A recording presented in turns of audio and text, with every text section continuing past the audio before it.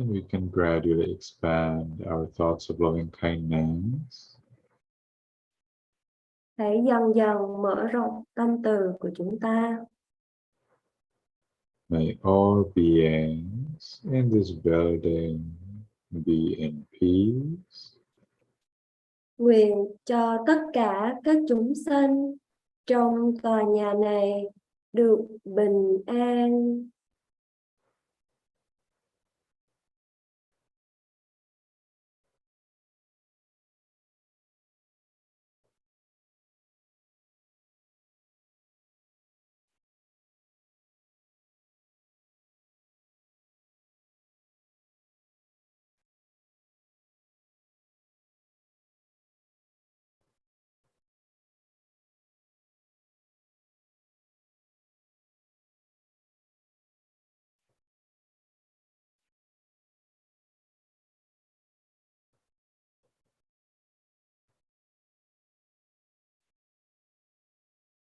May all beings in this city or village be in peace.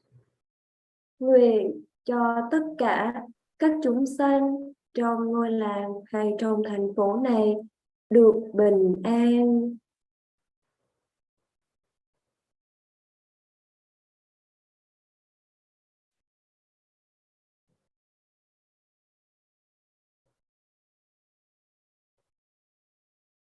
May all beings in this country be in peace.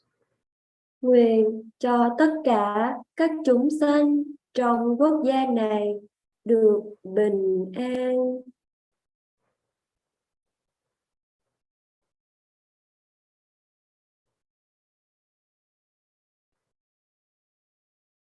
May all beings on this continent be in peace. Nguyện cho tất cả các chúng sanh trên châu lục này được bình an.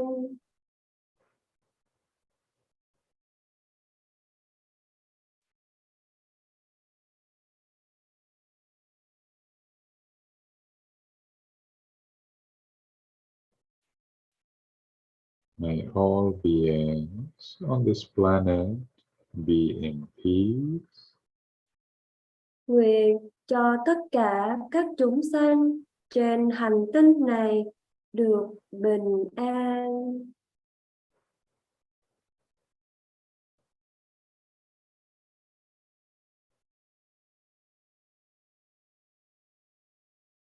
May all beings, including me, be in peace. Nguyện cho tất cả các chúng sanh, bao gồm cả tôi, được bình an.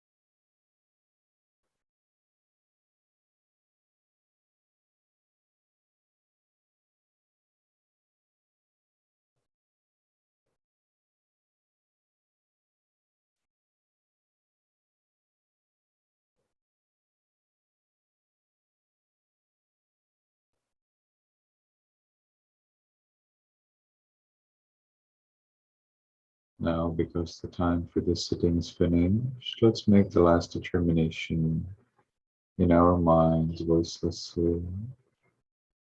Bây giờ, vì thời thiền chung đã sắp hết, hãy khởi lên quyết tâm thầm lặng sau cùng trong tâm. From now on, I will always be calm. Kể từ giờ, tôi sẽ luôn luôn điềm tĩnh.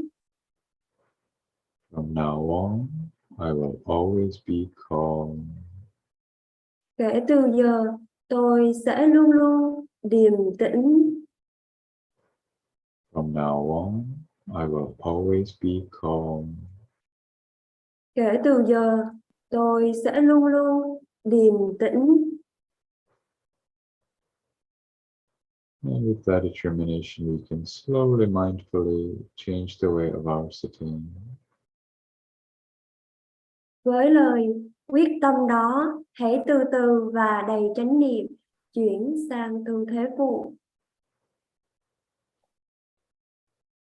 And when we have changed the way of our sitting, let's take one more minute to watch the peace that we gained in our mind. Sau khi chuyển sang tư thế phụ, hãy dành thêm 1 phút nữa để quan sát sự bình an mà ta có được trong tâm.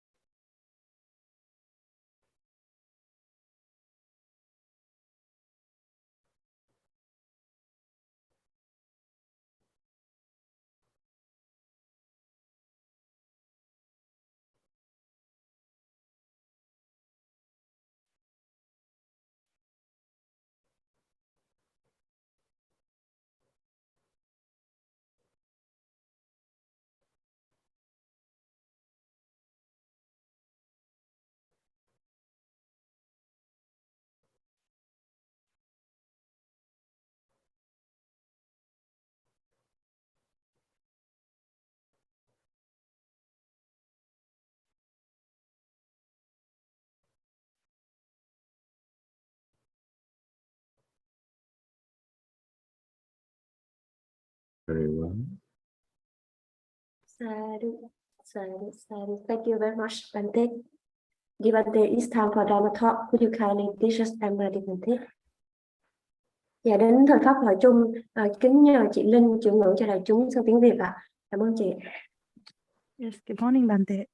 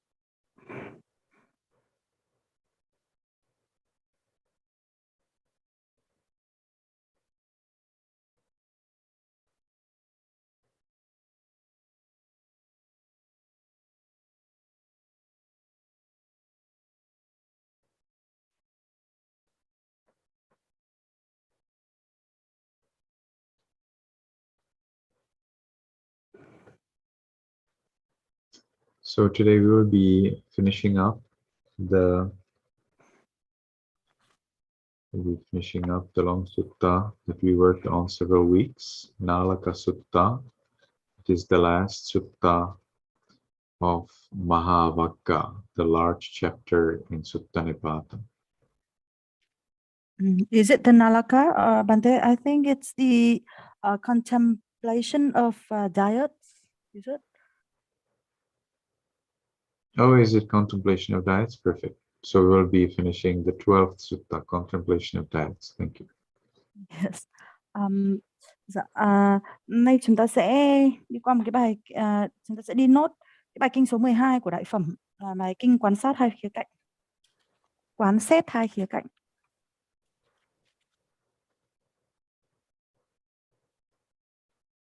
So the Buddha is describing two things that you can contemplate in order to become fully enlightened, and he is describing several sets of such two things. Và đây thì Đức Phật ngài miêu tả hai cái thứ mà cần quán xét để có thể đạt được sự chứng ngộ, và ngài đã nêu ra rất là nhiều bộ của hai khía cạnh, tức là mỗi bộ thì có hai khía cạnh để quán xét. So we're already talking about how to deal with the noble truths. So understanding that there's suffering and the cause of suffering versus the fact that there is cessation of suffering and the path towards the suffering. Và hôm trước là ta sẽ đi qua các cái sự thật, các cái thánh đế là khổ, nguyên nhân của khổ, và rồi thì có sự diệt khổ và con đường dẫn đến sự diệt khổ. We discussed what are acquisitions, that means the kamma caused by ignorance, and then the cessation of this kamma through wisdom. Và rồi ta nói về mầm tái sinh, mầm tái sinh là bắt đầu từ nghiệp, là do bởi vô minh, và nói về sự tận diệt của nghiệp thông qua trí tuệ. Then considering ignorance and cessation of ignorance through wisdom. Và rồi ta cũng đã trao đổi về sự vô minh và sự tận diệt của vô minh thông qua trí tuệ. Then volitional activities or intentions that are based on ignorance, and then cessation of these volitional activities caused by ignorance, again through wisdom. Và rồi ta cũng đã trao đổi về hành, hay là còn gọi là các tác ý dựa trên sự vô minh, và sự tận diệt của hành là do thông qua sự tận diệt vô minh, và cũng một lần nữa là thông qua trí tuệ. Then consciousness and cessation of consciousness, again through wisdom, through enlightenment. Và rồi trao đổi về thức và sự tận diệt của thức, cũng là do sự tận diệt của vô minh thông qua trí tuệ. We discussed contact and the cessation of contact by achieving the final enlightenment, but here more important was contact that leads to craving. So we remove contact that leads to craving by wisdom, by enlightenment. Và ta cũng trao đổi về xúc và sự tận diệt của xúc thông qua việc chứng đạt được đại bát niết bàn, và quan trọng hơn là xúc thì dẫn đến ái, và có thể được tận diệt cũng thông qua là trí tuệ. Then feelings, so we consider that there are feelings that cause suffering and that lead to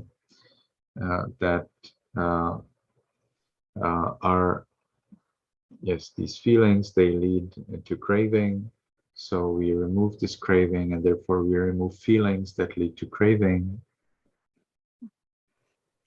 Và ta cũng đã trao đổi về thọ, thì có những thọ là gây ra khổ, là dẫn đến khổ, và thọ thì cũng dẫn đến ái. Vì thế khi mà muốn tận diệt tham ái thì ta cũng tận diệt thọ. Then craving and removing of craving through wisdom. Và rồi tham ái và loại bỏ đi tham ái nhờ có trí tuệ. Then clinging and removing clinging by wisdom. Và rồi sự chấp thủ và sự loại bỏ đi chấp thủ cũng thông qua trí tuệ.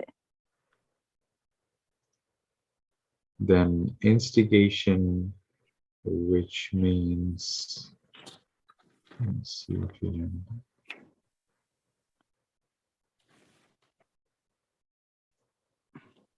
Institution.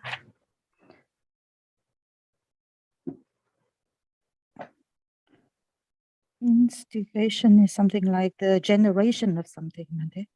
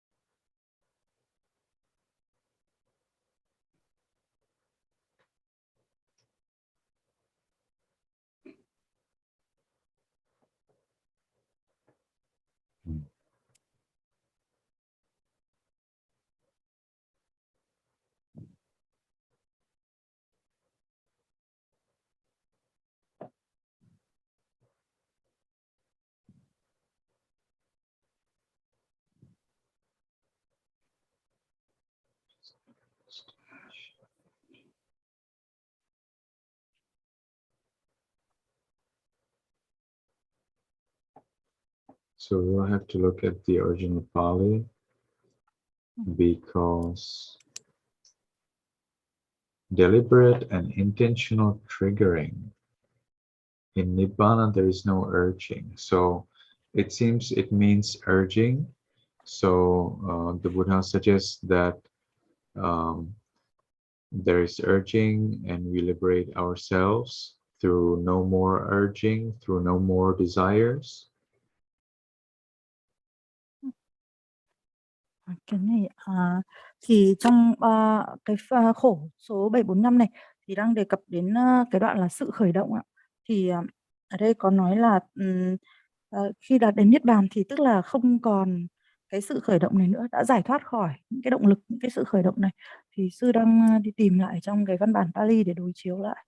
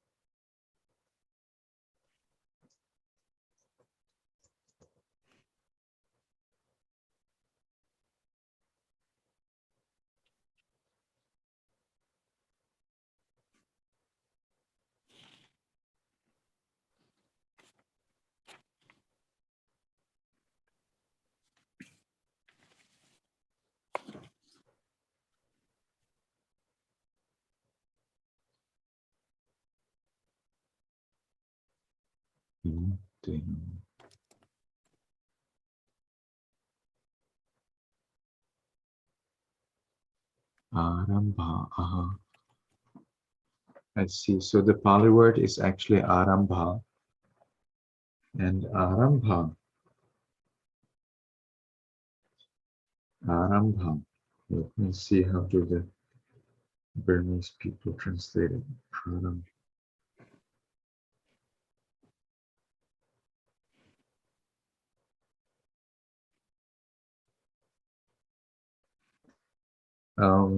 This word that's translated here as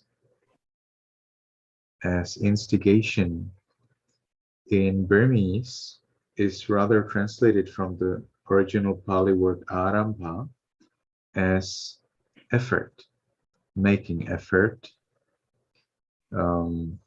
then torturing somebody, destruction, and danger. So that's the translation of the word arambha that's used here. Trong phần này thì cái bản dịch tiếng Anh thì có từ instigation, thì nó có nghĩa là sự xúi giục, hoặc là nếu mà dịch ra tiếng Việt thì nó là sự xúi giục. Và ở trong cái bản instigation, tức là cái bản tiếng Anh ấy thì nó có từ instigation là sự xúi giục hay là sự gây loạn. Và ở trong cái bản dịch mà lúc đầu giờ chúng con đọc thì họ dịch là sự khởi động. Cái phần đó thì dịch là sự khởi động. Thì khi mà sư đối chiếu lại thì trong cái văn bản Pali là dùng từ Arambha, và được dịch sang tiếng Miến thì nó có những cái nghĩa, cái từ Arambha này nó có những nghĩa là nỗ lực hoặc là có sự nỗ lực, hoặc nó còn có nghĩa là phá hủy cái gì, hay là tra tấn ai đó, hay là sự nguy hiểm. Thì đó là cái từ mà trong văn bản tiếng Việt dịch là sự khởi động. Thì khi đối chiếu nó là như vậy. This word arambhati is actually commonly used by the Buddha for meditation. So we're actually supposed to make effort to meditate. So arambhati means to make effort. All right. But in this case, it probably means starting something. And I believe that here it means that we are not supposed to start another life, or start another craving, or start another effort in pursuing greed or hatred. So liberated in Nibbana, which is non-instigation, means that it is possible to get liberated through not making a new start in greed and hatred, in new life in the cycle of rebirth. Và từ cái từ Arambha này thì được Đức Phật Ngài dùng nhiều khi mà hướng dẫn hành thiền. Vì thế nó có thể hiểu là sự nỗ lực trong việc hành thiền. Tuy nhiên trong trường hợp này thì có vẻ là nó mang nghĩa là khởi đầu một cái gì đó. Cho nên bản tiếng Việt mới dịch là sự khởi động. Thì ở đây nó sẽ có nghĩa là có thể nó có nghĩa là bắt đầu một đời sống mới, hay là bắt đầu khởi đầu của một sự tham ái, hoặc là nỗ lực để theo đuổi tham hoặc là sân.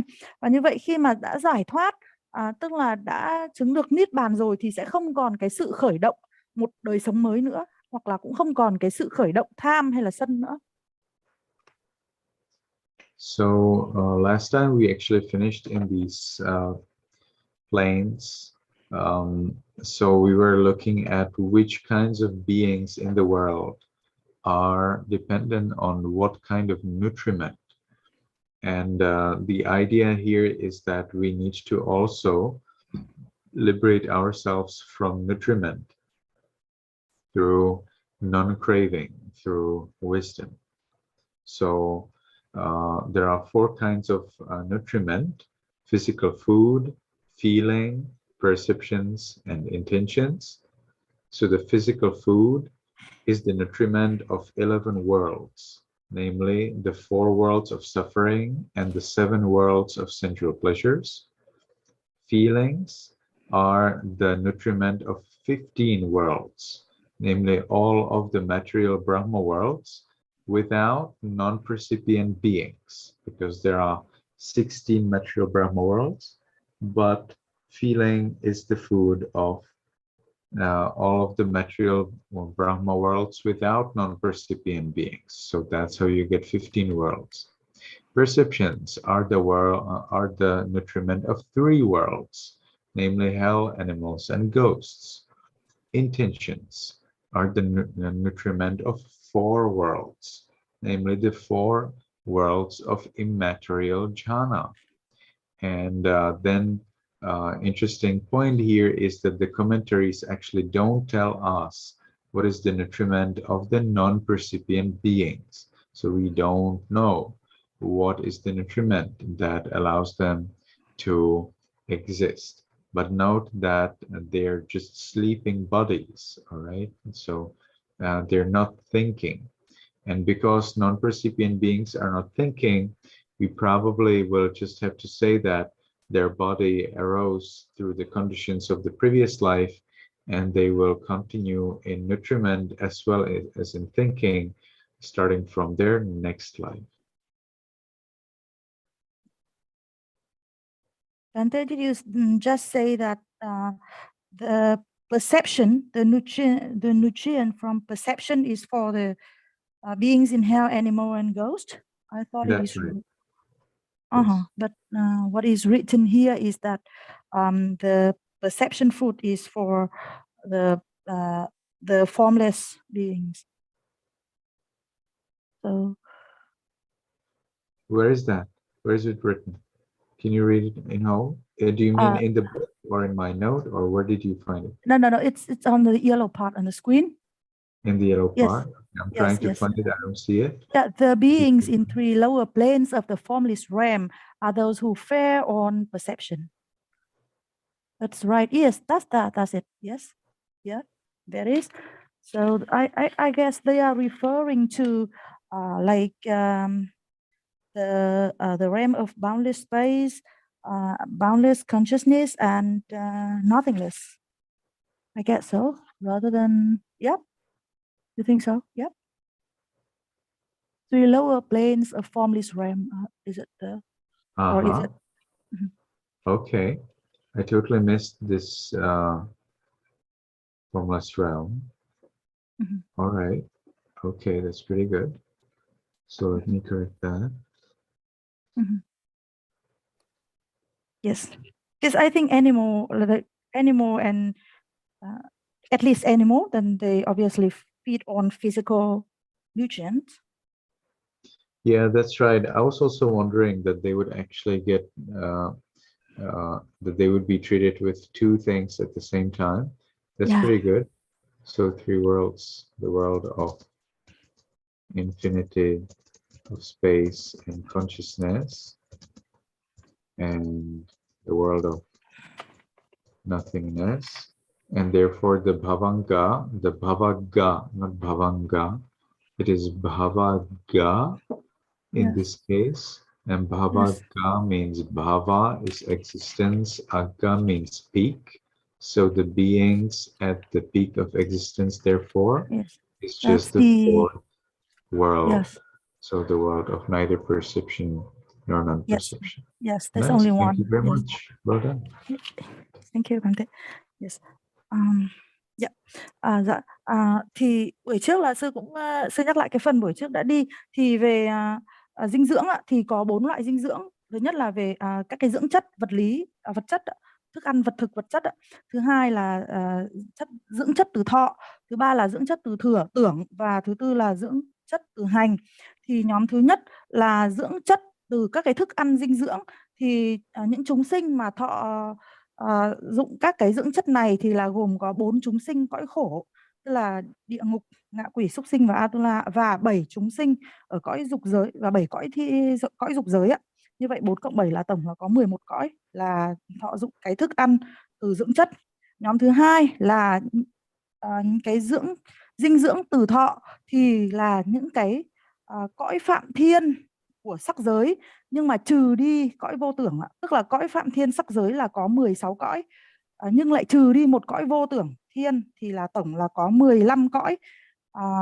phạm thiên sắc giới, mà nơi đây chúng sinh thọ hưởng cái dinh dưỡng từ thọ.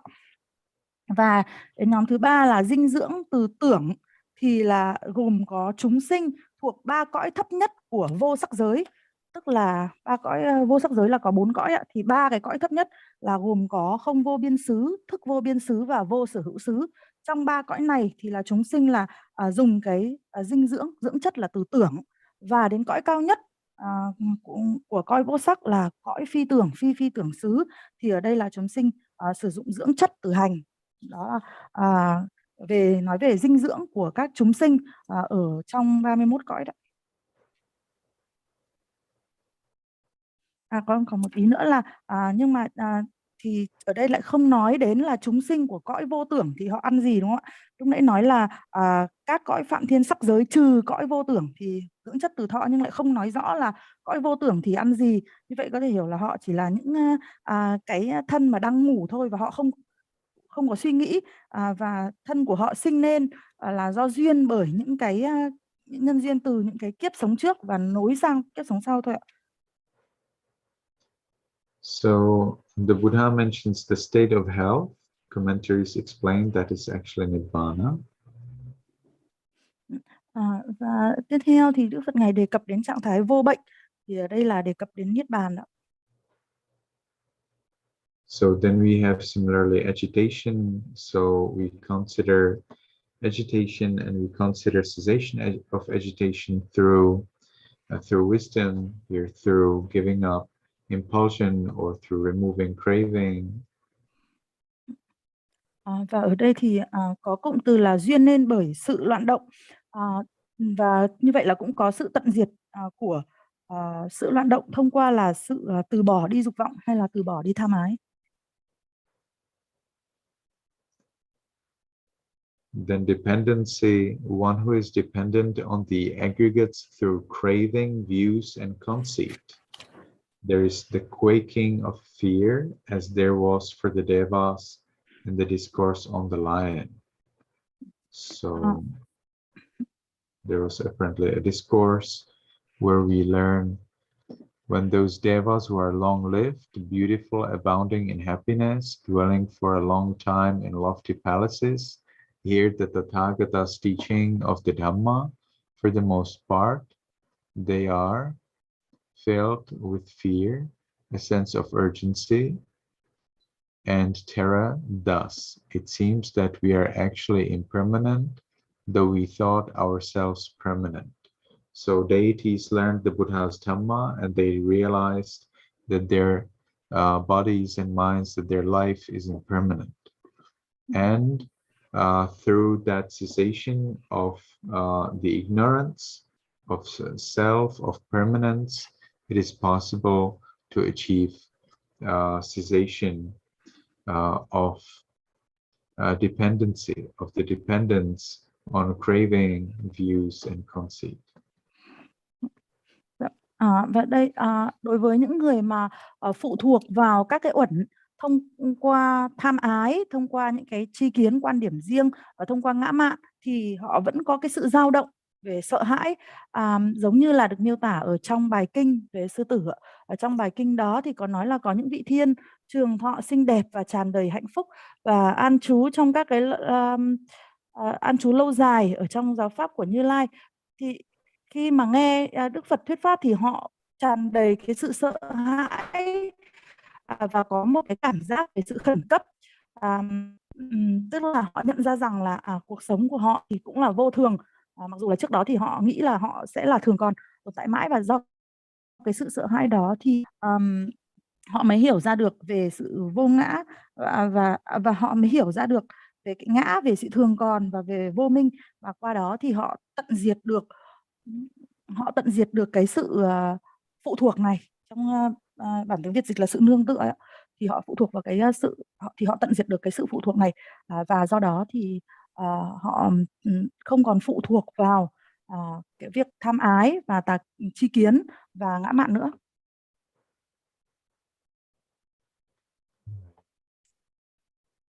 Form and formless states. So we are talking here about rupa, arupa jhanas. So there is jhanas And there's also the cessation of jhanas. So the idea is that we consider the problem of jhanas as impermanent, unsatisfactory, not self. Thus, we can abandon not only the jhanas, but also the death. So here, abandoning death also has 3 meanings. In fact, it has 5 meanings, but this commentary in particular provides 3 only. And that is the death as dying, death as the defilements, and the death as Mara. So maybe you have heard of Mara as a god, but that's only one of the 5 meanings for Mara. So we have Mara Deva Putta, which is the god. Then we have Machu Mara, which is death. Then we have Abhisankara Mara, which are the intentions that are based on ignorance. Then we have Kandha Mara, which is the Mara or death based on the 5 aggregates. And finally, we have Kilesa Mara, the Mara, the death that's based on defilements. How are they death? They're death because due to them, beings die. But here, in this case, we have only 3 out of the 5, and that's death, the defilements, and the God.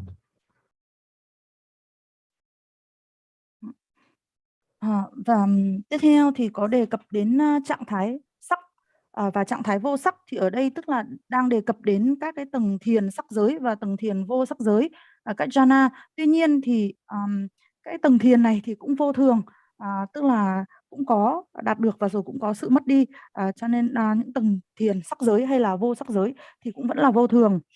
Và tiếp theo thì trong bài đề cập đến là từ bỏ tử thần, có cụm từ là từ bỏ tử thần.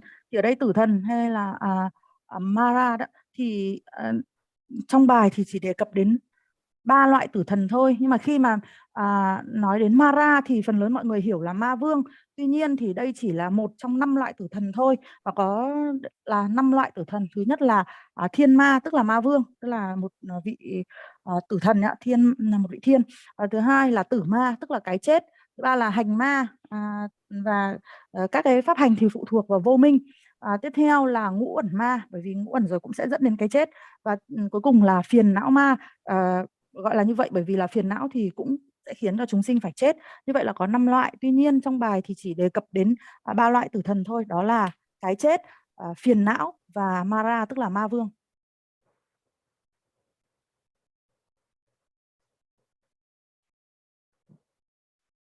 Truth and falsity. Conceiving a self in what is not self. So conceiving a self in a name and form which is non-self. So that is the problem of truth. So we feel like, or those, beings feel like there is self in that what is not self. So they think that there is truth, there is true self, there is something real. Here, truth actually is talking about real.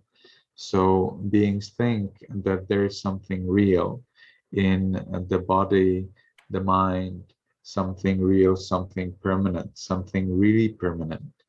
But in fact, it is not permanent. It is not really permanent. It is just an illusion of that is created by arising passing moments of the body and the mind.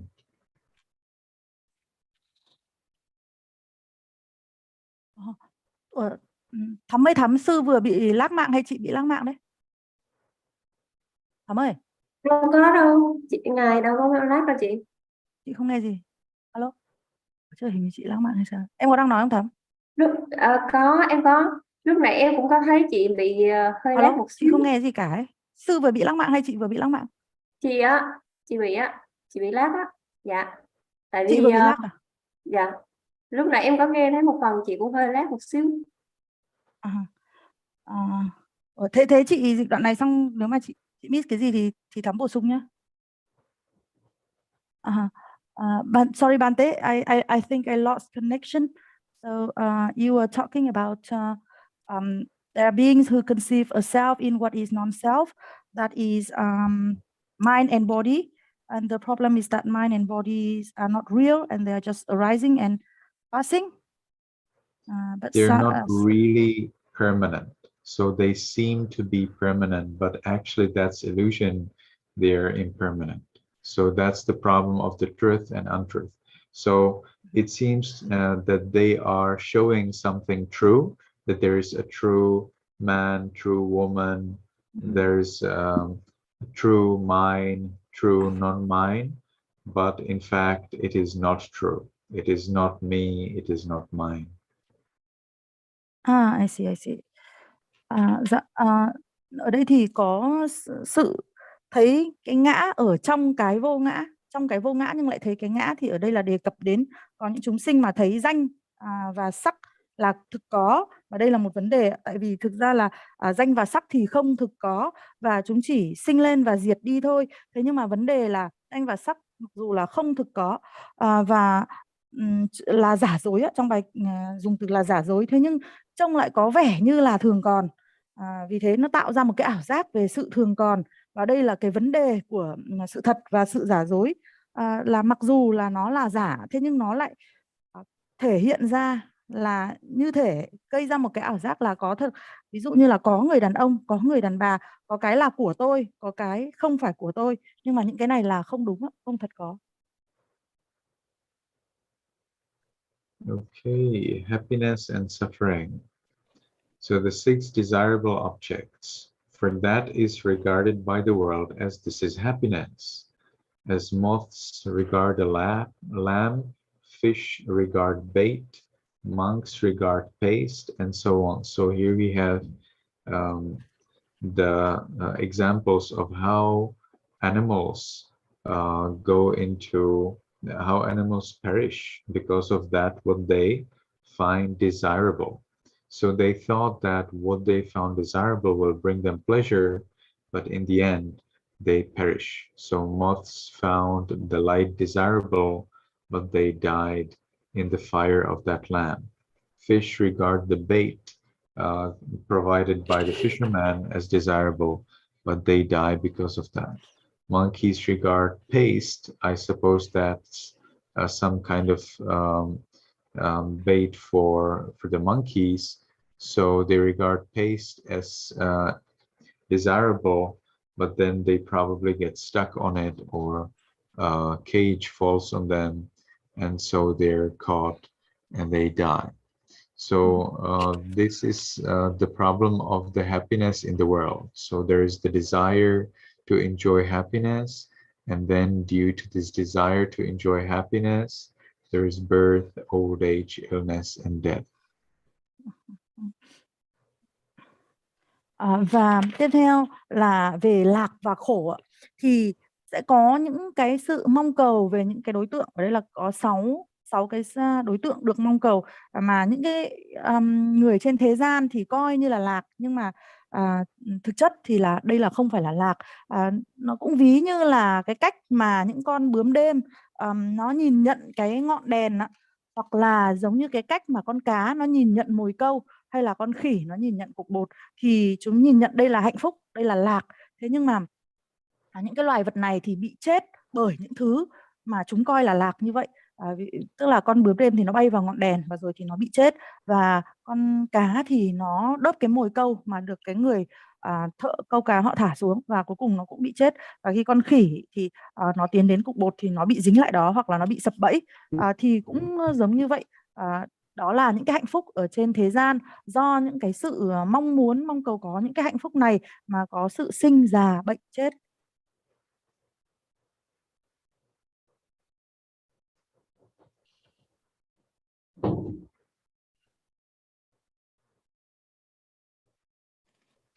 The noble ones have seen it well with correct wisdom thus. This is suffering in the way stated thus. Sensual pleasures are colorful, sweet, delightful, but in their diversity they agitate mind. The noble, this, I'm not getting a reference here, but we get a reference in, a reference that I'm aware of is in the Rattapala Sutta, where the Venerable Rattapala explains Kama hi rama manorama viruparupena matenti chittam. And I wonder if that's actually where this is really coming from. Viruparupena matenti chittam.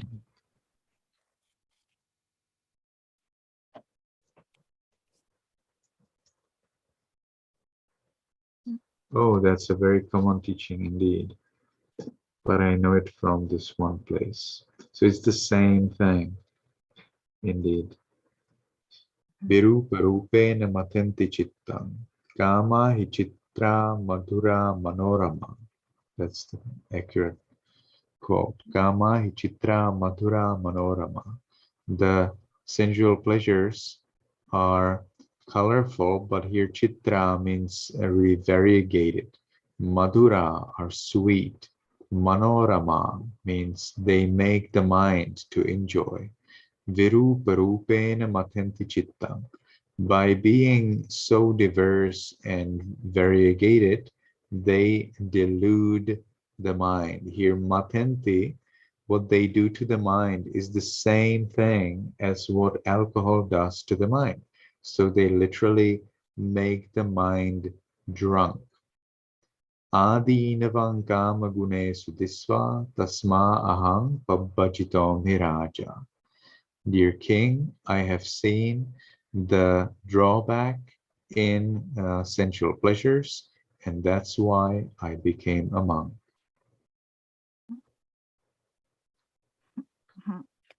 Could you repeat the name of the sutta, Bante? Rattapala Sutta. Rattapala Sutta. Yes. Dạ, trong bài thì đề cập đến là dục lạc thì có nhiều màu sắc, ngọt ngào, vui và do cái sự đa dạng của mình. Nhưng mà với cái sự đa dạng của mình thì dục lạc làm cho tâm bị loạn động. Và do vậy đây là khổ. Thì và đoạn cuối là bậc thánh nhân thì thấy rõ điều đó với trí tuệ chân chánh.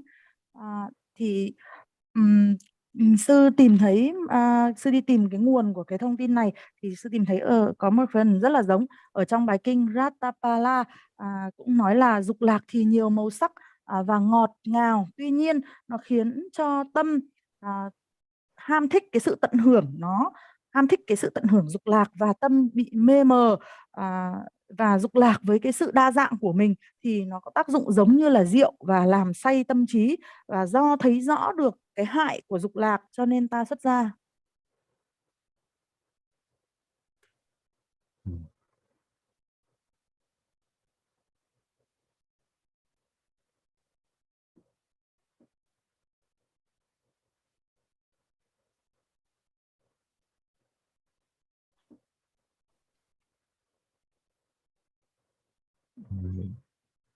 Nibbana is close because it can be achieved immediately after delimiting the mere skin pentad in one's own body. So the idea is that it's possible to achieve Nibbana because it's very close. How is it close? Well, it's everywhere. As Sayadaw U Tejaniya says, Dhamma is everywhere. So we are not waiting until Nibbana comes to us, or until wisdom comes to us, or until the reality opens up, because it's always there. Everywhere you are, everywhere, every time, throughout the day, throughout the night, wherever you go, be it in the sky or on earth or in a cave or on Mars, wherever you are, whenever you are, there is the reality. It is always the same, impermanent, unsatisfactory, not self. So that's how Nibbana is close, because you just need to understand this here. As soon as you understand this here, then you achieve Nibbana. So it is just that close. You do not need to travel to get Nibbana to other country or to another planet. You don't have to wait for another life and so on, because all the reality, all the predispositions to see how things are available right here, right now. So Nibbana is that extremely close. There is nothing closer than Nibbana, actually. And it is so close that for those very wise and for those who have very powerful good deeds from past lives, if they delimitate the mere skin pentad, which means the first 5 things of the 32 parts of the body, so that's hair, body hair, nails, teeth, skin, then it is possible to become an arahant, like the great arahant Venerable Mahinda. Mahinda was the son of the Emperor Asoka, the great emperor of India in the 3rd century before Christ. So it is possible to become an arahant already by considering the repulsiveness of the body, and you're not even it's not even necessary to consider all of the 32 if you just consider these 5: nails, hair, body hair, nails, skin, teeth. It is possible to achieve nibbana because it's just right here. And through those, you could ask, how could I understand everything through these 5? Well, that's the point, that in previous lives, this person who were able, such as Venerable Mahinda, were able to become enlightened just through considering these 5 things. In their past life, they already considered impermanence, unsatisfactoriness, not self, in the repulsiveness of the body. So considering them again, they only had to compare it with the mind and see that there is the body, there is mind, both of them are impermanent, unsatisfactory, not self, and thereby become arahants. So it's not like only these 5 things, but it's only these 5 things that are paid attention. Then the rest becomes realized through the huge merit done in the past lives.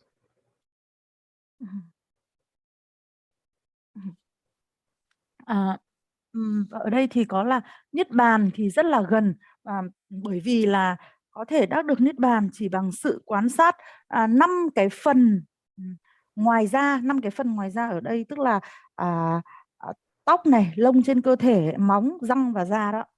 Thì chỉ bằng việc xem xét 5 cái phần này thôi là đã có thể đạt được niết bàn rồi.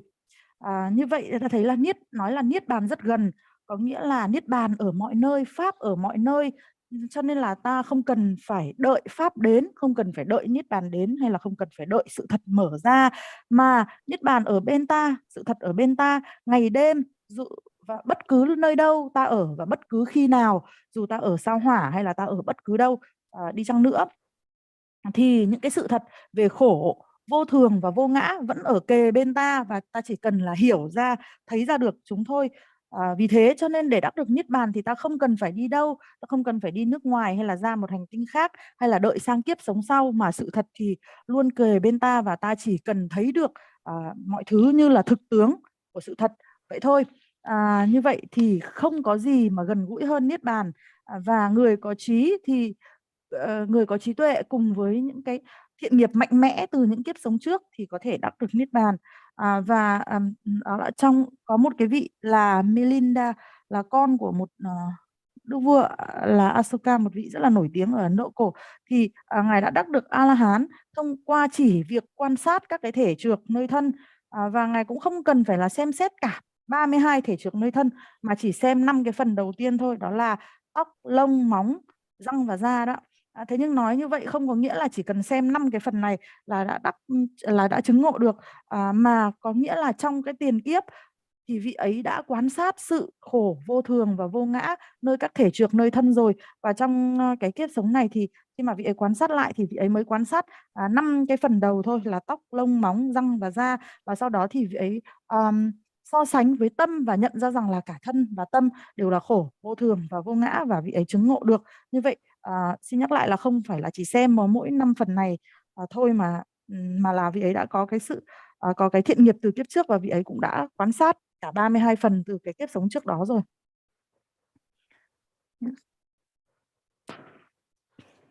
So while these 16 expositions were being given, each time the minds of 60 monks were liberated from the influxes, that is from influxes are basically defilements. We're liberated from the defilements through non-clinging for a total of 960. So each of the 16 expositions can be subdivided into 4, so that 64 aspects of the truths are taught here in different ways. Và như vậy, khi mà 16 cái lời giải thích này được đưa ra thì có 16 cái phần giải thích ạ. Thì cứ mỗi khi một lời giải thích được đưa ra thì tâm của 60 vị tỳ kheo đã được giải thoát khỏi các cái phiền não thông qua cái sự không còn chấp thủ. Như vậy là tổng cộng là 960, 16 nhân với 60, 960 vị là đã được giải thoát. Và trong cái 16 cái lời giải thích này thì mỗi lời giải thích lại có thể được chia ra thành 4 ạ. Như vậy là 16 nhân với 4 là có 64 cái khía cạnh của những sự thật đã được thuyết giảng theo những cách khác nhau. Okay, so seems like Danny has a question or wants to tell us something. Anh chị Danny có câu hỏi ạ?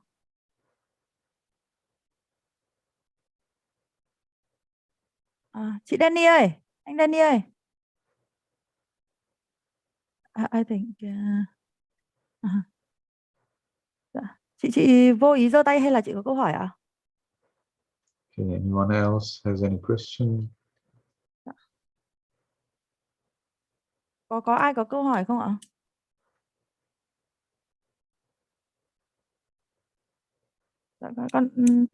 Mọi người có câu hỏi gì không ạ?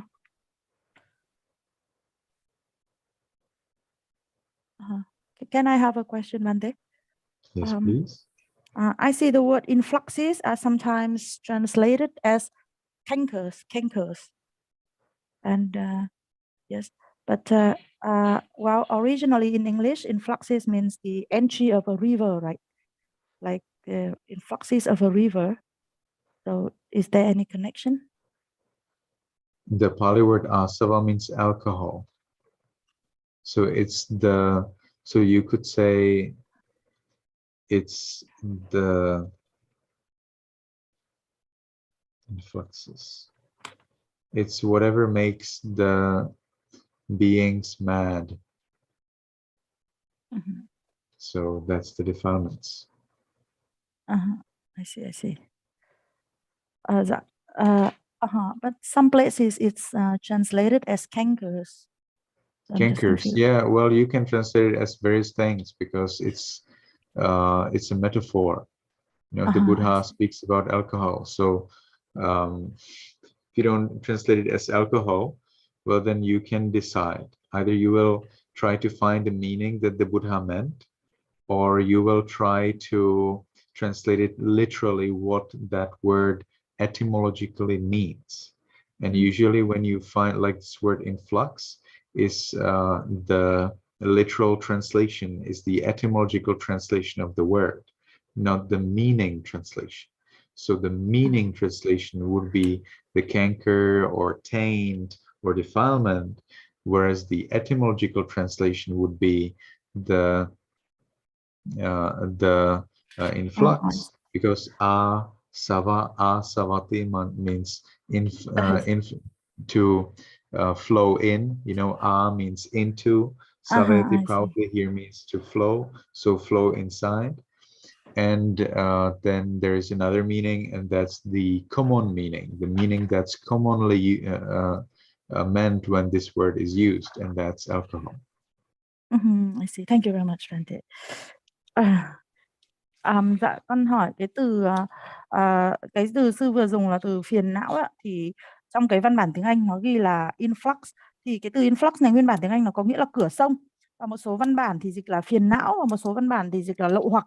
Thì sư nói là cái từ Pali của cái từ này là asava, và asava thì sẽ được hiểu như là rượu cồn, thì ta sẽ hiểu là những cái gì mà làm cho tâm trí điên đảo. Vì thế ta có thể dịch là phiền não, hoặc là ta có thể dịch là lậu hoặc. Thì đó là hai cái cách dịch mà theo nghĩa, bám vào nghĩa. Thế còn khi mà họ chuyển ngữ sang tiếng Anh á, thì họ dịch asava influx là họ dịch theo các cái yếu tố của từ, các cái tiền tố và hậu tố của từ. Thì a là vào và sava là chảy, tức là họ dịch là chảy vào, cho nên họ dịch thành cái từ influx là cửa sông. Nhưng mà đây là họ dịch theo các cái yếu tố của ngôn ngữ của từ. Thế còn dịch bám vào nghĩa thì nó sẽ phải là phiền não hoặc lậu hoặc. Yes, thank you, Bante.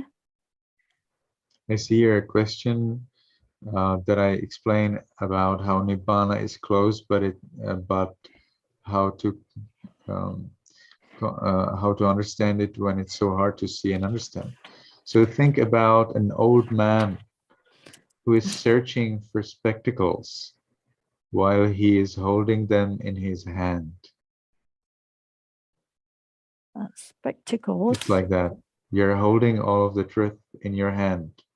You just need to put it on your eyes. Oh. Sorry, Bante, I can't hear you. Can you repeat? Spectacle. So what did you hear so far? Ủa, chứ lời Thảo với chị không nghe. Sorry, Bante, I missed connection. Did you say the old man holding? Yes.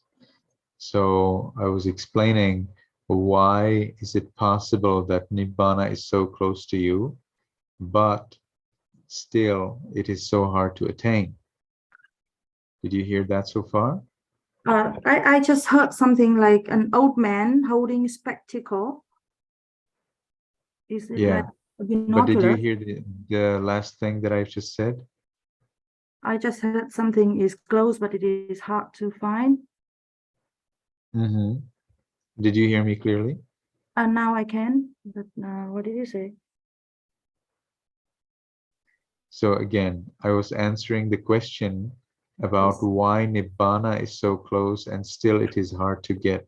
Did you hear what I've said just at this moment? Yes. Yes, you did. We'll go part by part. Okay, to take over. Chị ơi, chị nghe đến cái đoạn mà Ngài nói rằng là cái người đàn ông già cầm cái kính đúng không chị? Kính trên tay đúng không? Đúng rồi, không sao. Dạ. Thế em dịch cái chuyện đấy đi. Dạ. Thì Ngài nói rằng là cái câu hỏi, em dịch lại cái câu hỏi để mọi người... Không, chị nhìn thấy câu hỏi. Dạ. Thì ở đây Ngài giải thích cho cái câu hỏi trong chat box ạ. Thì trong chat box có vị hỏi rằng là tại xin Ngài giải thích là vì sao Niết Bàn thì rất là gần nhưng mà rất là khó để nhìn thấy và hiểu được. Thì Ngài mới đưa ra một cái ví dụ đó là khi mà một người đàn ông cầm trên tay cái kính, một người đàn ông già cầm trên tay cái kính nhưng mà lại đi tìm cái kính đó khắp mọi nơi. Thì cũng như vậy, vì chúng ta đang cầm trên tay, đang có trên tay những cái sự thật, cái sự thật mà đi đến Niết Bàn đấy, nhưng mà chúng ta lại không hề biết chúng ta đang cầm trên tay. Vì đó là lý do tại sao mà Ngài nói rằng là rất là gần nhưng mà chúng ta lại không có biết và chúng ta không có hiểu được. Okay, so that's something for you to think about. Have a nice day. May be happy, may be healthy, and may be successful in everything you do. Sadhu, sadhu, sadhu. Thank you very much, Bante. Thank you very much, Bante. Thank you very much, Bante. Dạ. Như vậy là Ngài nói rằng là đó là một ví dụ chúng ta suy ngẫm lại về cái câu hỏi vừa rồi. Dạ. Thì chúng con thành kính tri ân Ngài Thiền sư Ashin Sarana, tri ân chị Linh đã giúp đại chúng chuyển ngữ sang tiếng Việt. Kính tri ân toàn thể quý vị đã đến tham gia buổi pháp ngày hôm nay. Kính tri ân ban tổ chức và kính chào quý vị. Hẹn gặp lại quý vị trong buổi pháp thoại vào thứ Bảy tuần sau. Chúng con xin được kết thúc luôn tại đây. Sadhu, sadhu, sadhu.